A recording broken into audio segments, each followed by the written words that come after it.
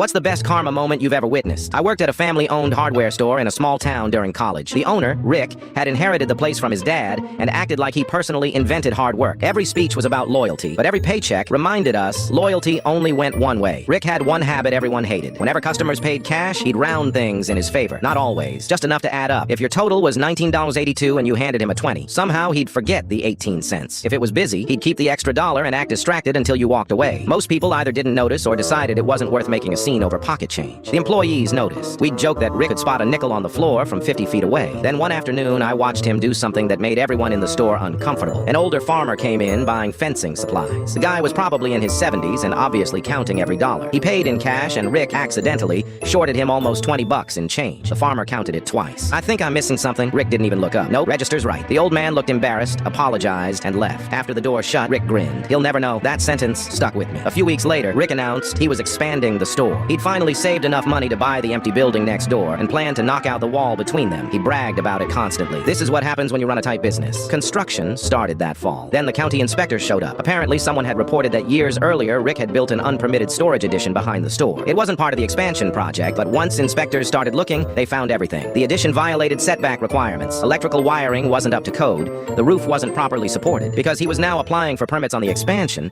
they inspected the entire property instead of just the new work. Suddenly, Rick couldn't continue construction until everything else was fixed first. The estimate? Just over $80,000. He absolutely lost it. For weeks, he stomped around blaming jealous competitors, lazy inspectors, government overreach, everyone except himself. Then came the part that made it feel like karma had hired a screenwriter. The county required several weeks of partial closure while contractors repaired everything. Business slowed to a crawl. Customers started shopping elsewhere. One of those places was a brand new hardware store about 15 minutes away. Unlike Rick, they had a policy of giving exact change down to the penny. They even had a little sign by the register that read, "Every cent matters." Word spread surprisingly fast. Small town gossip has a weird way of snowballing. People started comparing stories. Oh yeah, Rick shorted me once. He did that to my dad. My wife caught him doing it last year. None of these people had been angry enough individually to stop shopping there. Together, though, they realized it wasn't an accident. Within a few months, the new store had become everyone's first choice. Rick blamed the economy, then blamed online shopping, then blamed younger generations for not supporting local businesses. What he never admitted was that people simply got tired of wondering whether they'd leave his register missing a few dollars. The funniest part came nearly a year later. I ran into that same elderly farmer at a diner. He asked where I was working now, and I mentioned I'd left the hardware store. He smiled. Good. I asked if he'd heard Rick was struggling. The farmer took a sip of coffee and said, "I figured he eventually ran into someone who counted better than I did." I almost laughed into my drink. Rick probably skimmed thousands of dollars over the years by betting that nobody would fight over spare change. Instead, those tiny, dishonest moments quietly built him a reputation that cost him a business worth hundreds of thousands.